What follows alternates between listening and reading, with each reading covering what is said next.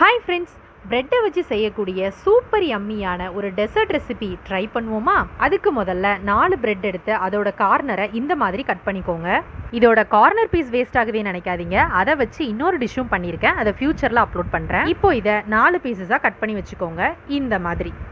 இப்போ ஒரு கடாயில் பொரிக்கிறதுக்கு தேவையான அளவு கொஞ்சமாக எண்ணெய் சேர்த்துட்டு அதோட 1 டேபிள் ஸ்பூன் அளவுக்கு நெய்யும் சேர்த்துட்டு அதில் பிரெட்டை சேர்த்துட்டு இந்த மாதிரி கோல்டன் ப்ரௌன் கலரில் ஃப்ரை பண்ணி எடுத்து வச்சுக்கலாம். அடுத்ததா 200 ml பாலில் 6 டேபிள் ஸ்பூன் அளவுக்கு சர்க்கரை சேர்த்துட்டு அரை டம்ளர் பாலில் 1 டேபிள் ஸ்பூன் கஸ்டர்ட் மில்க் பவுடரையும் சேர்த்து அந்த மிக்ஸையும் பாலோட ஆட் பண்ணிக்கோங்க. இப்போ இதோட ஒரு பிஞ்ச் அளவுக்கு மட்டும் உப்பு சேர்த்துட்டு கட் பண்ணி வச்சிருக்கிற பாதாம் முந்திரி சேர்த்துக்கலாம். லைட்டாக அந்த பால் திக்கானதுக்கு அப்புறமா நம்ம பொரிச்சு வச்சிருக்கிற பிரெட்டோட அந்த பாலை சேர்த்துக்கலாம்.